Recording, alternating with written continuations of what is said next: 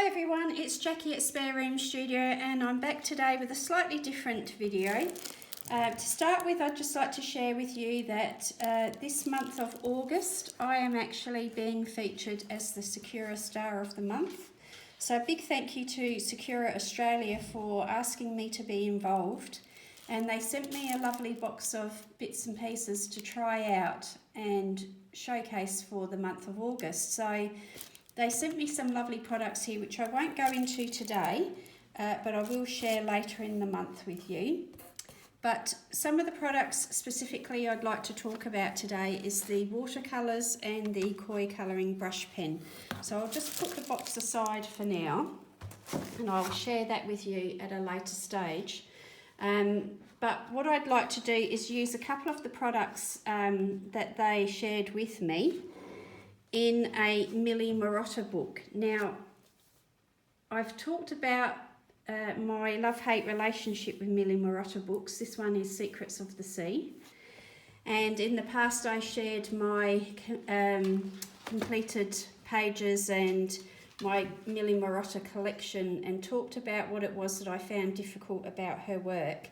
And so I was thinking about it in the last couple of days when I haven't been colouring very much. I was giving it some thought, and it came to me that perhaps trying the koi colouring brush pens and some of the watercolours in this book might be interesting, and then bringing in some jelly rolls as well.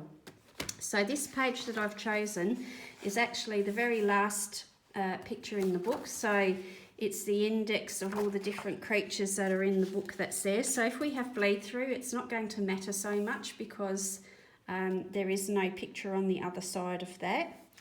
And I just wanted to explain that when Sakura sent me these products, they sent me this set of the 12 koi colouring brush pens. So these were provided by Sakura Australia to me.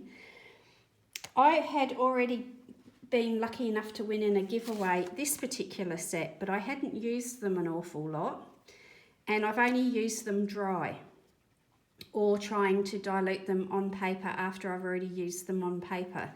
And so it was only after I'd got these and was playing around a little bit that I decided that I really liked the pens, and then I purchased these ones myself.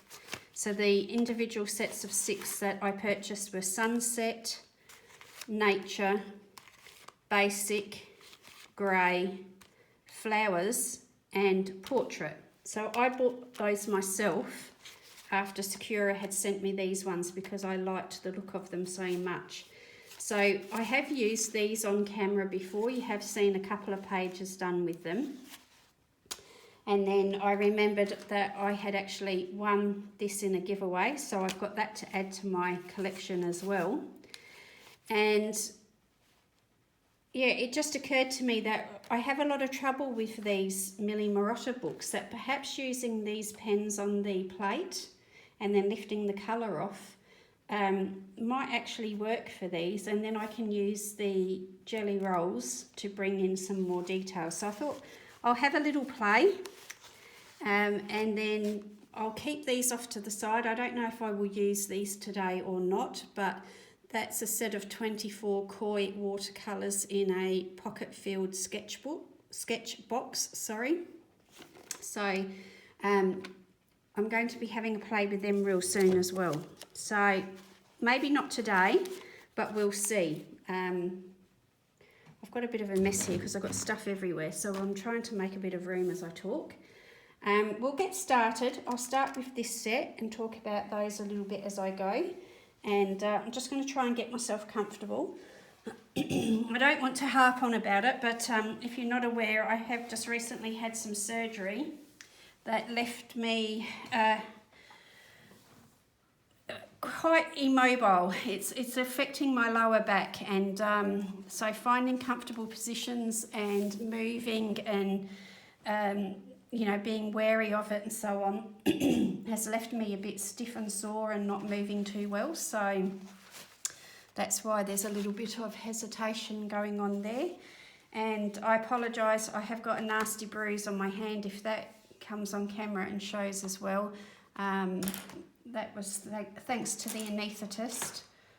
I always have a bit of a chuckle to myself with these anaesthetists because they tell me I have great veins until they come to actually find one and end up, puncturing the vein, going through it, doing all sorts of things, and then deciding that no, my veins aren't that great after all. So I've given up saying anything because they all say to me, oh no, they look fine. And I think, yep, I'll just let you find that out on your own then.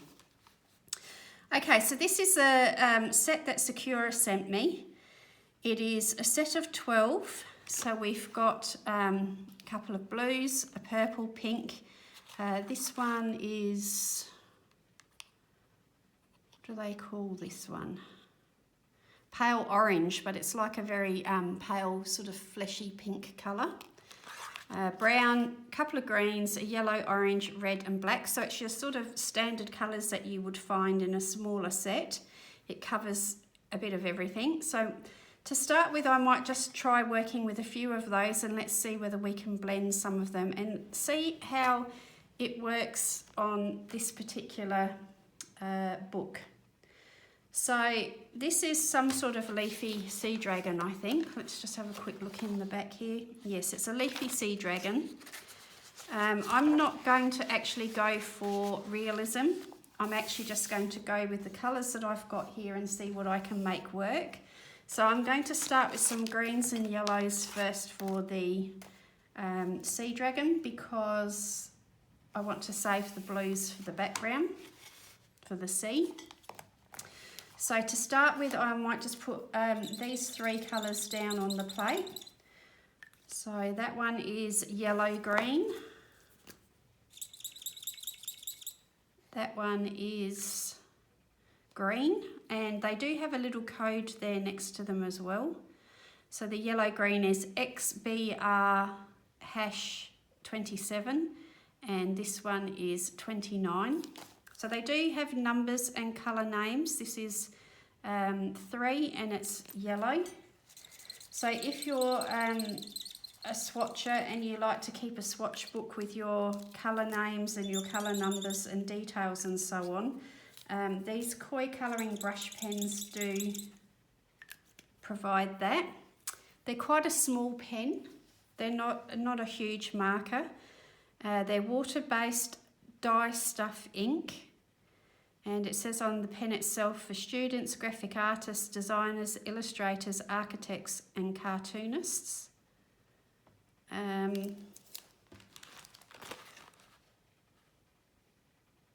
Odourless, transparent colour, water-based ink, blendable. Achieve fine, medium or bold brush strokes by changing the pressure to the nib. The durable tip quickly swings back to the original shape, stroke after stroke.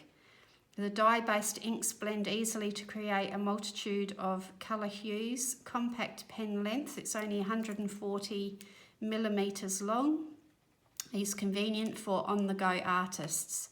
The special blender pen creates seamless washes and colour gradations, available separately. So I don't know anything about the blender pen myself, but there you go, there is one available. And the limited experience that I have with Sakura products so far, they have always been very good quality products, so I've been happy with what I've done with these colouring brush pens so far. It hasn't been a lot, but what I have done I've quite enjoyed. I think it was the Ken Matsuda book where I first decided to have a go with this plate method. Previously I'd only really thought about using the marker directly onto the paper and then using water once it's on the paper. And I found that it did blend because they're water-based. It did blend, but it was not as easy to blend as some other markers. And then of course when I started trying this blending them on the plate method, that was a real light bulb moment of aha. This is what I should have been doing with all the other water-based markers that I've ever had in my collection before. Don't know why I hadn't, thought about doing that earlier. So what I've done here is I've done the same thing that I like to do with just about everything. I have wet the paper first, and then I've dropped the colour into that wet paper. Now I've got the darker green, and I'm just encouraging that to blend on the paper with that lighter green. Of course I could put some here and blend it on the plate and do it that way. I could wait for my washes to dry in between and blend them optically by, letting the one layer dry and then put another layer on top. So there's many methods to achieve some colour mixing of your colours. It doesn't have to be the one way. So Millie Marotta paper, this is what I've experienced in the past, is that it doesn't necessarily like a lot of water, and it gets those little dotty marks, particularly in this Secrets of the Sea book. It gets those little dotty marks in the paper when it's extremely wet. So we'll just see how it dries with using these particular pens on it. I think up to this point I've only really tried watercolour pencils and Inktense pencils and not really enjoyed the way that it's worked.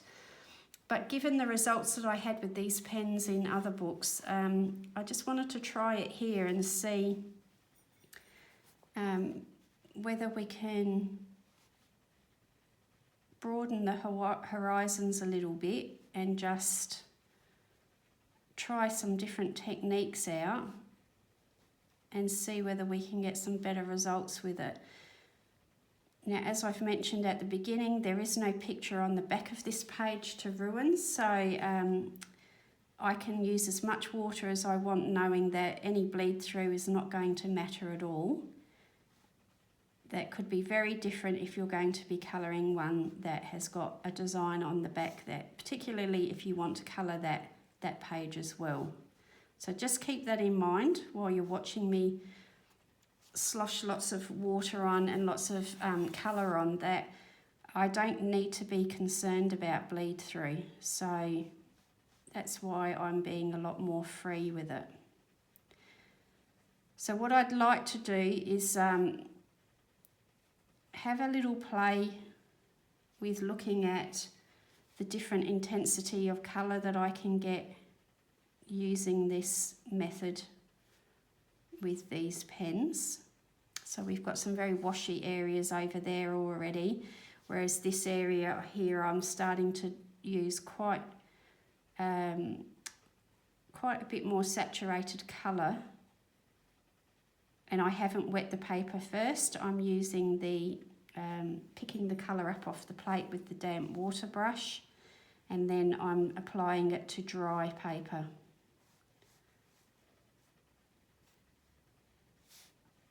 Ideally, it would be great if I made some notes for myself on the page and I could remember what I've done where, but in a pinch I'll be able to watch this video back and remember what I've done, or jog my memory to what I've done if I can't remember it. Because sometimes you look back on a page and you think, yeah, that worked pretty well, but I can't for the life of me remember how I did it. I'm not staying in the lines too well. That's kind of not intentional, but it's kind of expected. I am still a little bit fuzzy-headed and not really been able to concentrate very well, so I'm not expecting my fine motor skills to be that great either. But we'll see what happens. We'll see what we can create out of it. it will be, you know, a truly experimental page, but hopefully a nice looking successful experimental page at the end of it. And if it isn't, I'm not going to beat myself up about that too much. So we've got quite darker, more intense colour there, and as I'm diluting it more and mixing some of that paler green in, we're getting a very different look over here. And if we wait for layers to dry and then keep working on top of them, we can intensify that a little bit more as well.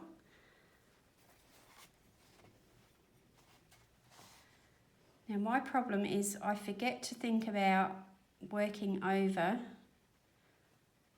wet areas, and the fact that I'm on camera,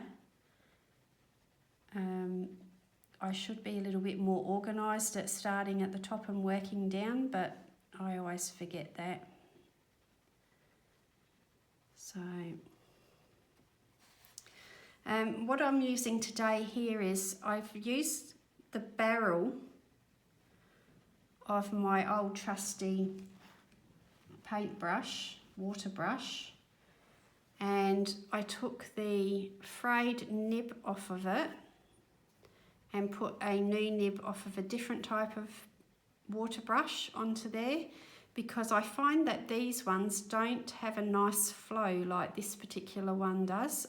It's a bit stilted, so I thought, I wonder if they will be interchangeable, the brush tips, and they are. So that's what I've done. I've kept the barrel, but I've put a new tip on there so I don't have that frayed end.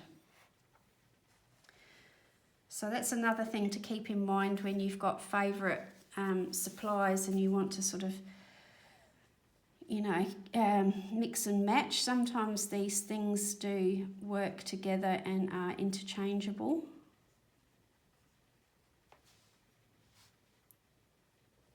I don't know what it is about the barrel on the other water brush, why it doesn't have a nice flow, but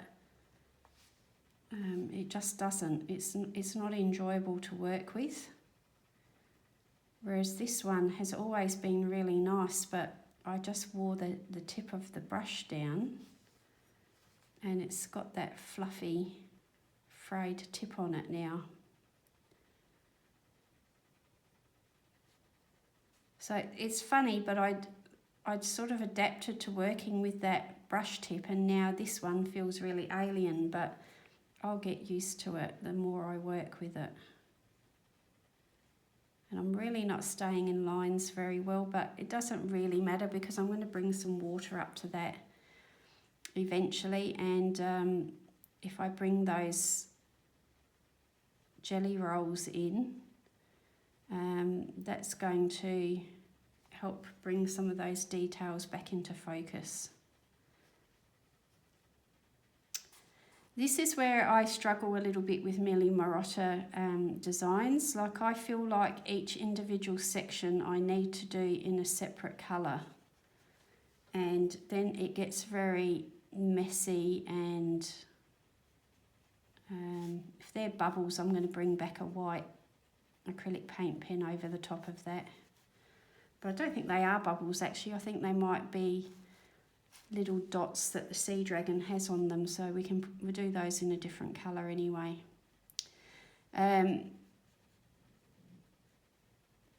Lost my train of thought there completely.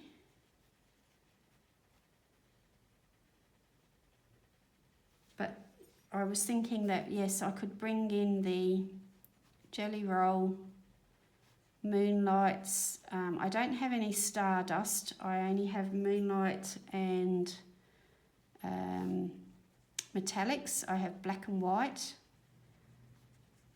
and some, you know, very nice pastel-y colours, but I don't actually have any jelly roll Stardust at this point in time. So that's what I will be using when I bring them in.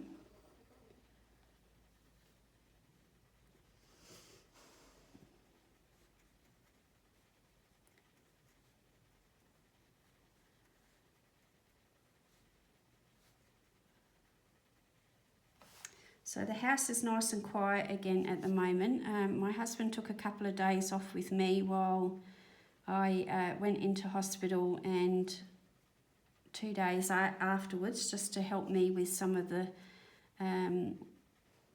you know, the things that I was supposed to be avoiding, like heavy lifting, and I have to be careful in my movements not to twist my back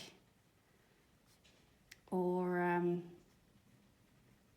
you know, potentially have a fall or anything like that. So I'm just being careful for the next 2 weeks. And so he's had to go back to work today and left me on my own with Mr. Hamish. So the house is a lot quieter again, and I thought it might be nice to do a little bit of a play on camera, because I think it's really important that you see that some of these messy experimental pages, it can be necessary sometimes to make that mess and make those errors just to learn from them. And it may very well turn out, you know, really well, and that's good if it does, but it's also good to keep in mind if it doesn't, that I'm learning a lot by how these are behaving on the paper, how they're going to dry and look at the end, what I can be doing differently next time, what they really aren't suitable for, and all those sorts of things is what I'm going to learn by doing this, regardless of the result of the page. So, you know, even if it's not an attractive page at the end, it's going to be a valuable page, because if it does work okay, I might rediscover a bit of love for my Millie Marotta books that have been sitting untouched for a very long time, because I'd just sort of fallen out of love with them. I didn't really know how to achieve the look that I was wanting, and I just thought there's far more enjoyable books to do. Put it on the bookshelf, just forget about it for a while. And it's kind of sad, because they are really lovely pieces of art. You know, Millie's got a very unique style and look, and I have seen some very beautifully coloured pages from Millie's books that, you know, it's time to give it another go. And while I'm experimenting with this technique with water-based markers, you know, the timing was right.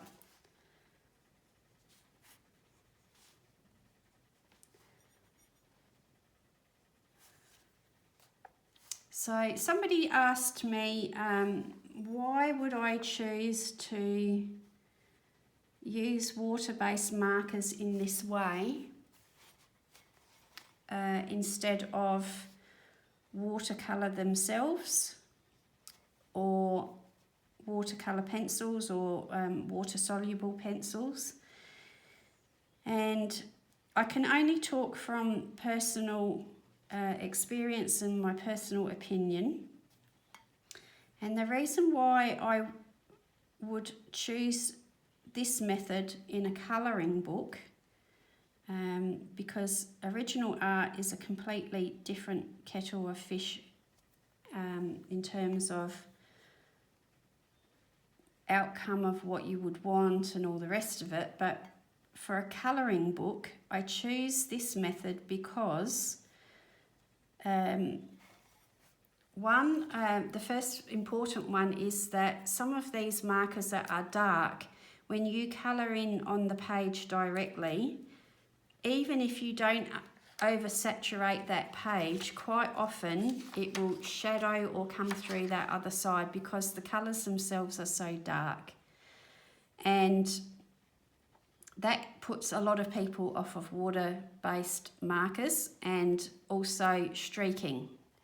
A lots of people don't like the lines and the streaks that you get from working directly onto the paper with a marker. So if you use it in this method where you scribble onto the plate, you dilute it, you work with it, if you don't oversaturate it like I do, but you work more like this area where I just picked up the colour and put it onto the dry paper and I haven't oversaturated it, there is still a little bit of bleed through and shadowing there, but nowhere near as bad as if I'd have done the marker directly onto there, and we might try that afterwards just to see.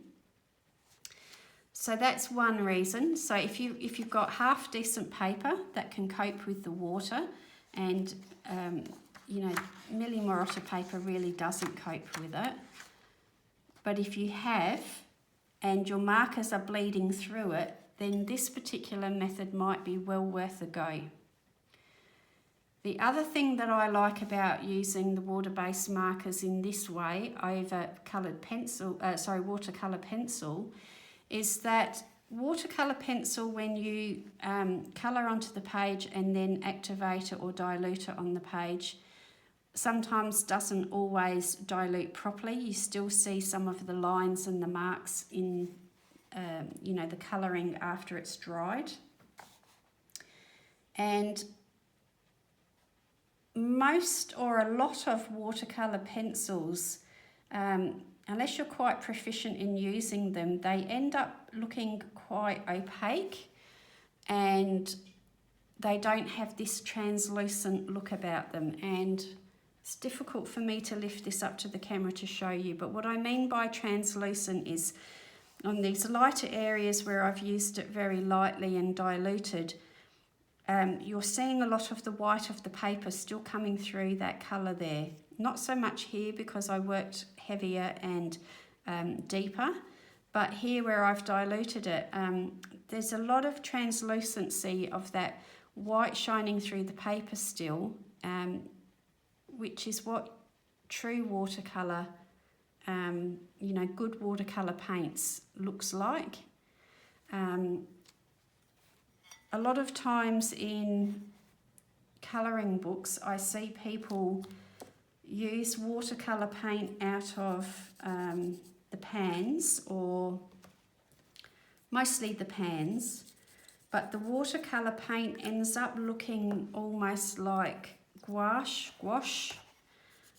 paint, poster paint, or some semi-opaque solid paint. You know, they apply it very heavily and thickly, and it doesn't actually have the true translucency of what watercolour has.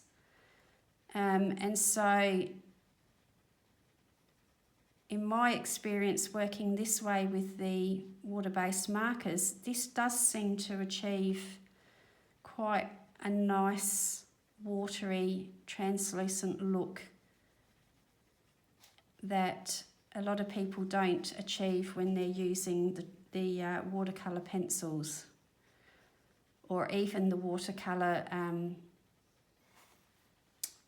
when I'm talking about the pans, I mean these sort of paints. They're still using them really heavily and thickly, and when you're working this way, I mean, that's dark, but it's not really opaque and thick yet. So you've got that opportunity still to keep it light and airy. And that would be why I would choose this method over other supplies. And then, you know what, the way that they're bleeding into each other here, I can achieve that with a watercolour pencil if I do wet the paper and then lift the colour from the pencil and drop it into the water. I can achieve something like this, but I've never been able to do it if I colour directly onto the paper first with the watercolour pencil and then dilute it on the paper. It never achieves that look. Now that could be my user error, the way that I'm doing it, but I've tried often enough that I've been quite dissatisfied by the results, and I prefer not to use the pencils in that way. I prefer to lift the colour from the tip of the pencil and get as close to this true watercolour look as I can.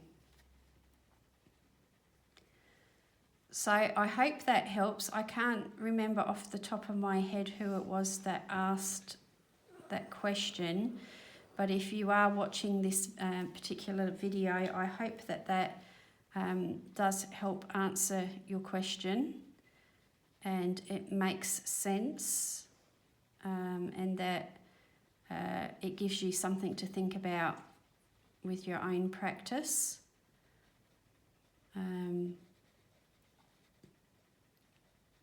I'm certainly not saying that using a watercolour pencil by colouring onto the paper and diluting it is the wrong way or an unsatisfactory look. It's not, but it's not what I want from my colouring practice, and so that's why I choose not to do it. But I know other people use them in that manner and they have lovely results and they're really happy with them, and that's great. But having painted with watercolours in the past, I think, you know, part of me never lets go of that, and I want the pages to look like that, even though I'm using markers and other things. So that's the Sea Dragon done, a layer. I'm going to bring in some blues now, but I'm going to leave these greens and yellow on the plate to mix with the blue to start with, and then if I don't like that effect, then I can always come back with a clean plate and clean colours and use those again. So this one is called Sky Blue, it's number 125, and this one is called Blue and it is number 36.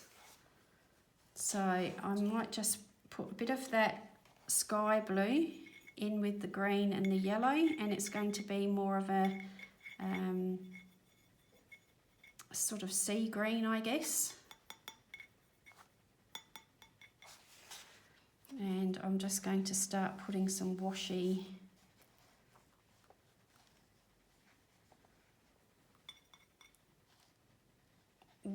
sort of swirling. Now I'm going to have some greens going to come out of there as well. That doesn't matter. I'm happy to go with that. I'm hoping you're still on camera there when I'm at that lower bit. I'm sorry about the awkwardness today, but physically it's just a little bit difficult to manoeuvre around some of these restraints.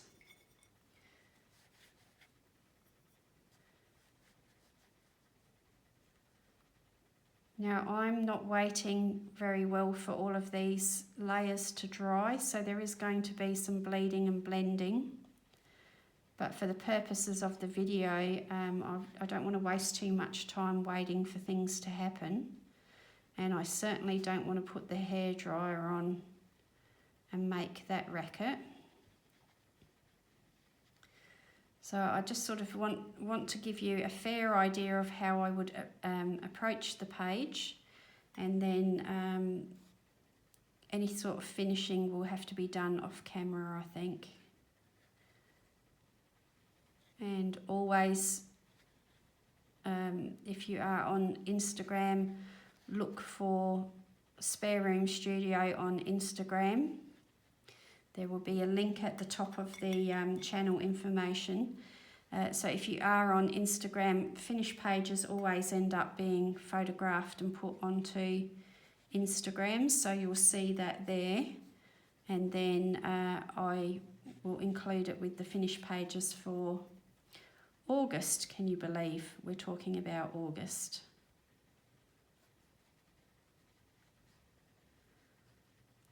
So every year we always seem to say that time is moving faster and we can't believe how quick the year is going, but my goodness, even just the last few months feel like they have been on warp speed for me.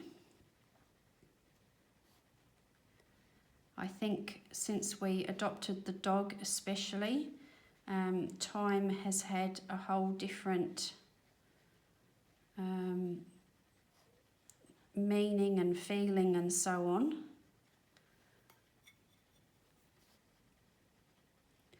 A very quick update on him for those of you that are interested in Hamish's progress. We had a dog behaviouralist, I struggle over that word, behaviourist. We had a dog trainer, we'll say, but she's more than a dog trainer. She looks into things way more than what dog trainers do.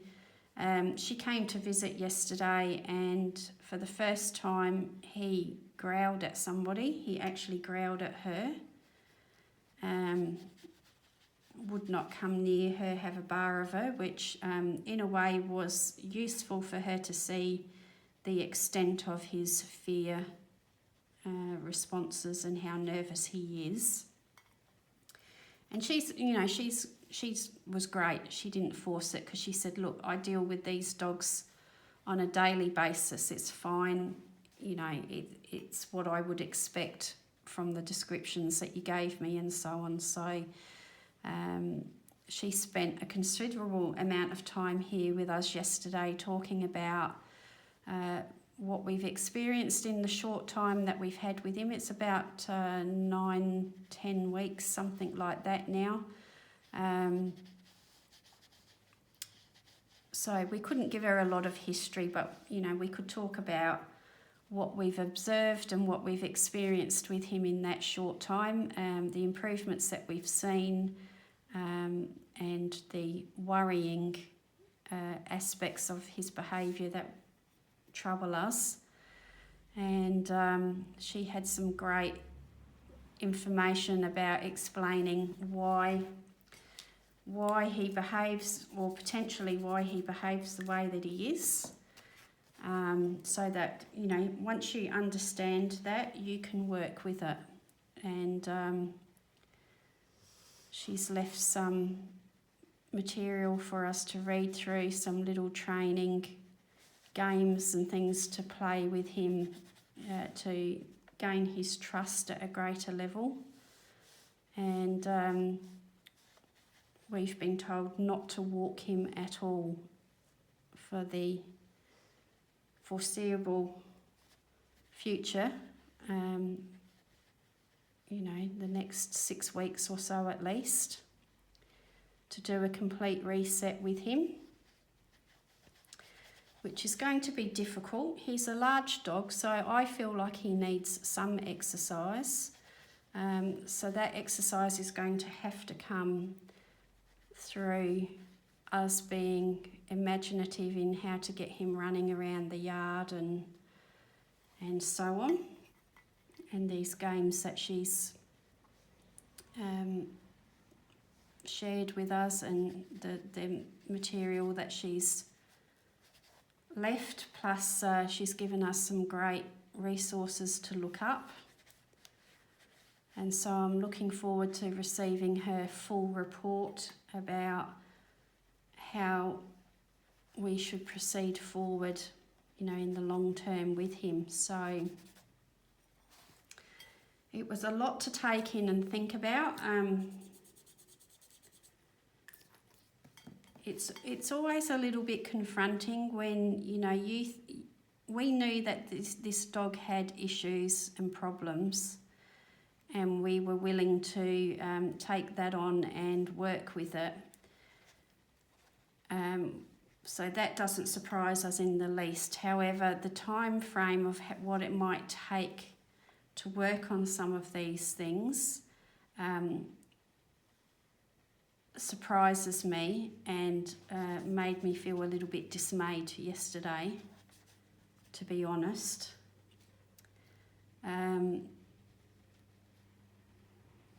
But you know, you just have to take a day at a time with these dogs. And when they're having a good day, you know, you work with that. You do all the reinforcement that you can. And when they're having a bad day, you have to back off. And you have to, you know, say, today's not the day for that. And hopefully, potentially, we have more of those good days and less of the bad days as time goes on. So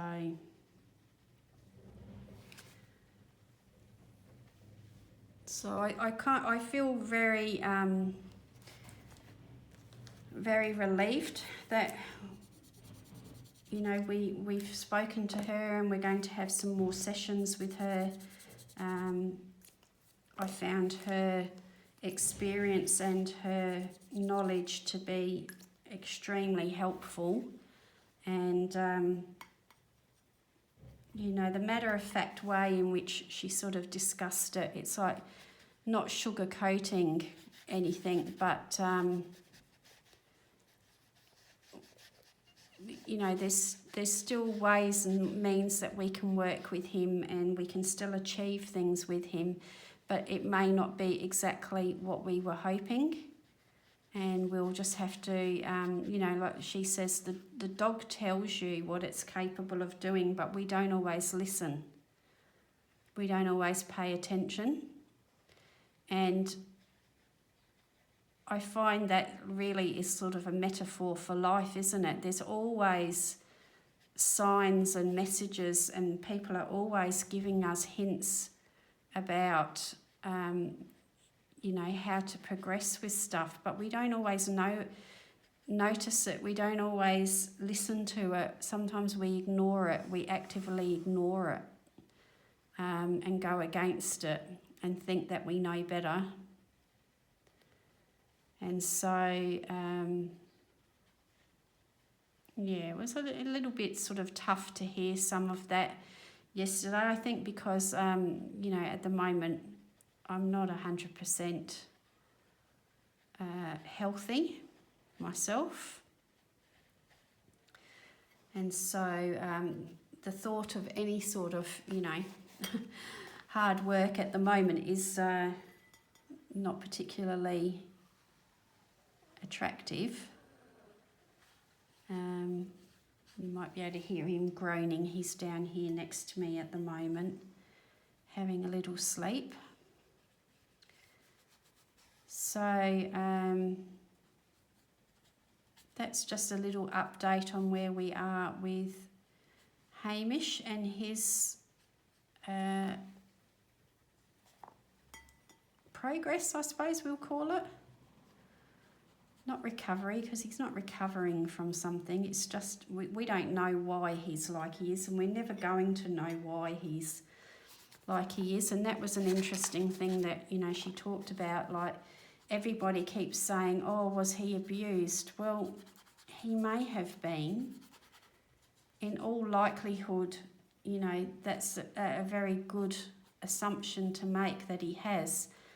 But like she said, it doesn't really matter if he has or he hasn't, because how we progress from this point and what we need to do for him it's irrelevant why he's like the way he is. We just have to learn to work with it and work around it and encourage him to behave in different ways than the learned behaviour that he's currently showing. So, you know, there's no point looking for why. In this particular case, there's no point in looking for why he is doing what he's doing or exhibiting. And I find that is a very useful and refreshing way to look at it too. It's because it's like we're just starting from a clean slate, and what we're going to do with him, you know, is because that's what's right for him and what he needs, regardless of why he needs it. So lots happening. It's been a week, that's for sure. I didn't expect, how can I word this? I knew what the procedure that I was having was invasive and so on, and there were aspects of it that were worrying to me. But at the back of my mind, I was telling myself, you know, it's no big deal, just get on with it. Other people have done it, you know, yada, yada, yada. But of course, I wasn't really thinking I was going to get knocked out completely for it. And so the fact that I was plays into why I'm feeling like I am a little bit now. And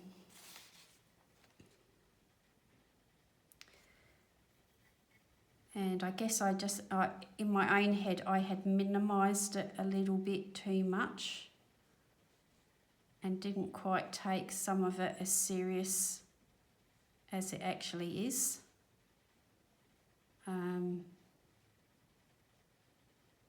You know, you get told you've got to take it easy, you can't do anything strenuous, you can't, you know, you need to rest. And you think, oh, I'll be okay. But then the harsh reality hits you that, yeah, there is a reason they tell you that stuff. You just don't listen to it. You know, that's a perfect example of I willfully ignored it and assumed that I was going to be a little bit different. So it has been an interesting week. Now this is quite wet, even for any book that I would colour in by any stretch of the imagination. This is wet. I've wanted to try and keep it quite watery, and the paper is going to be quite cockled and bent, I think. So I'm going to put that aside. So at this stage, I've only used 5 colours. So I've used yellow, green, blue, and sky blue. So that's all I've used on there at that point. And what I was hoping to do, if that dries quickly enough, so from my little box of goodies there, I got this Jelly Roll Moonlight set. This is the 1.0mm size. So the pens have 10 on them.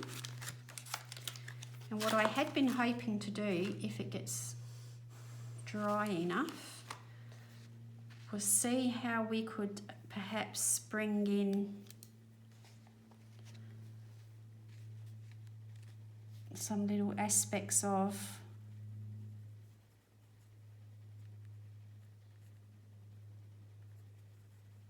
Jelly Roll.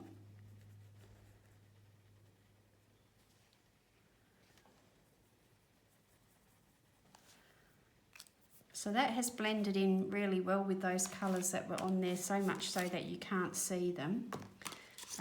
Let's have a go here with colour. Do they have colour names on these? I think they do. No. It has some numbers. So this yellow has got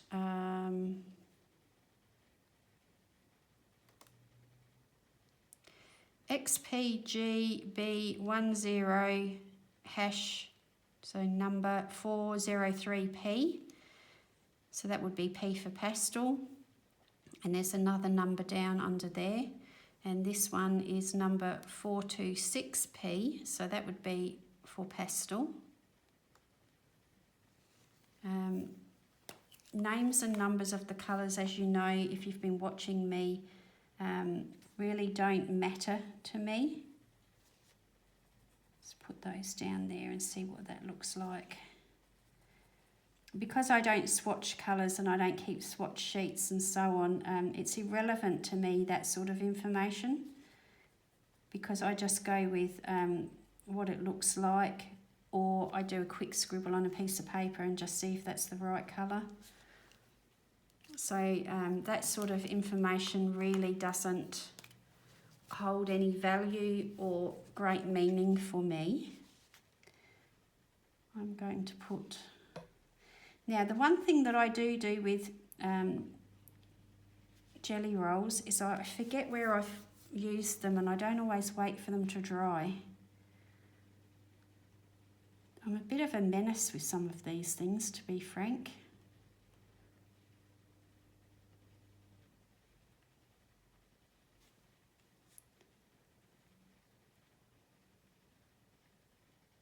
If it hasn't come across, you know, I'm quite an impatient person. I'm not good at waiting for things to happen. I like to try and preempt stuff and, you know, keep going. And I'm my own worst enemy a lot of the time. So let's bring some of this in and see what this looks like. I particularly like this colour. It's like an orangey yellow. Reminds me very much of the colour in the Inktense set that I like.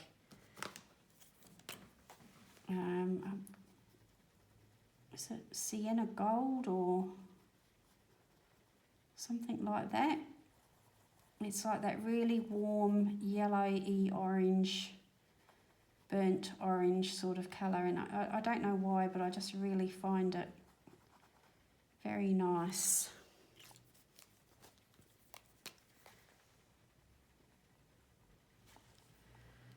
So you can bring your jelly rolls in to do some detailing like that. A lot of this I'm going to have to do off camera when it's dry. But something else that I wanted to show you, if you haven't seen, I did try it on another page, but not to a great extent. I am fascinated by the idea that you could also supplement your watercolour collection of things to use these jelly rolls as well, like watercolours. So if you need to supplement that extra colour in there because you haven't got it in the other set of 12, or you just don't happen to have it with you that day or whatever, it's handy to know that you can actually dilute jelly roll, Moonlights and metallics and so on, and I'm guessing the Stardust glitter will be the same. But you can actually dilute your jelly roll pens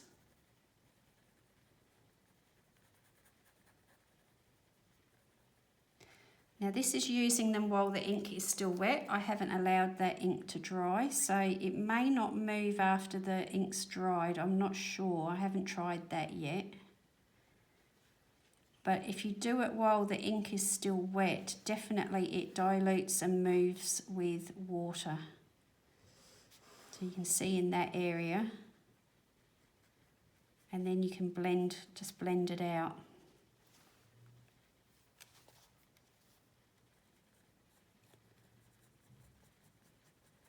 So let's see if we can get quite a large area done that way. One concern that I had with it was whether the pen strokes were going to stay there. And we could probably dot and do all that sort of thing.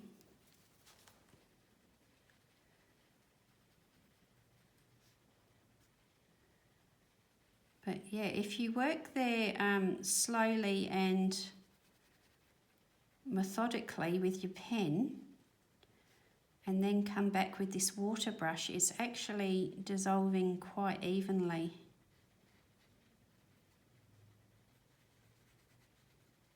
That's rather interesting. There is a bit of texture to it, but you don't necessarily want your whole drawing, your whole picture, to have the same intensity and the same texture and the same marks all over the picture. Sometimes it's nice to have those little areas where there's just a little bit of variety for your eye to look at.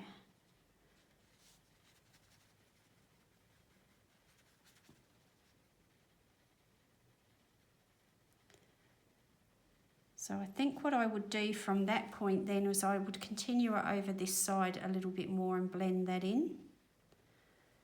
And in fact, that's what I probably will do when I'm off camera. So we're at around the hour mark of me chewing your ear off again. So let's just have a look at how that's looking. So that's quite vibrant, I like that.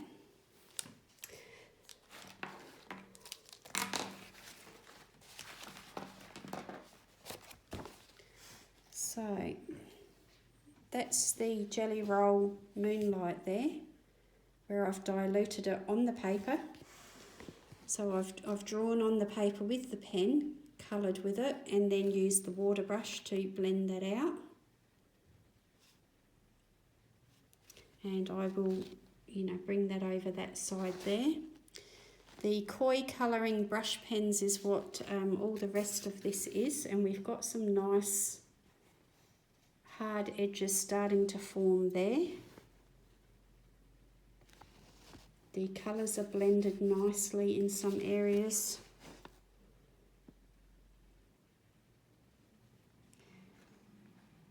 So for a bit of a play, I think that's not too bad. It's actually responded well there. I had hoped that would happen and it has, so that's good. So at that point I've used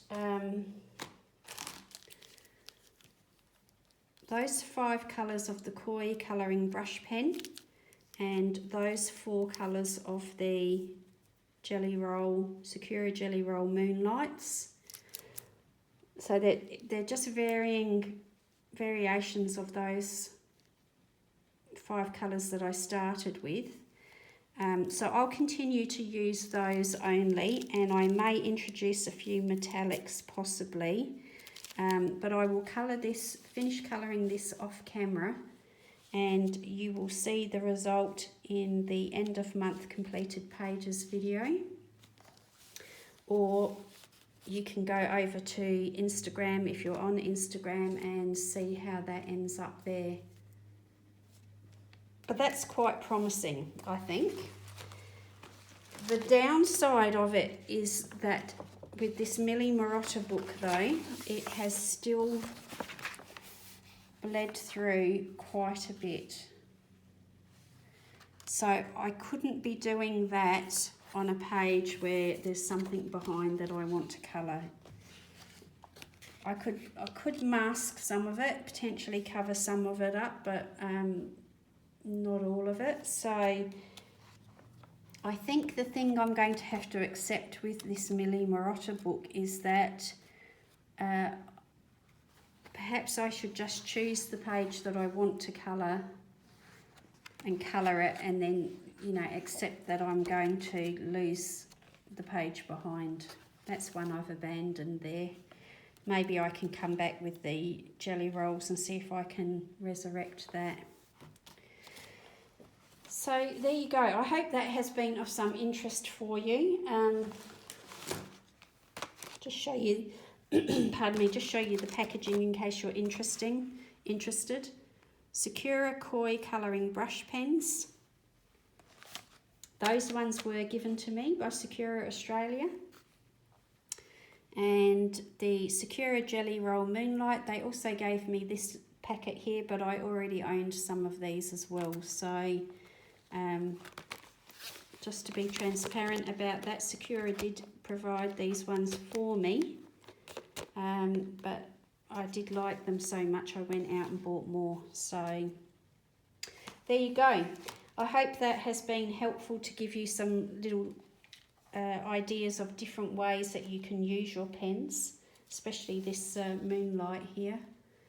And I will hopefully be back with you in a day or two if I'm lucky.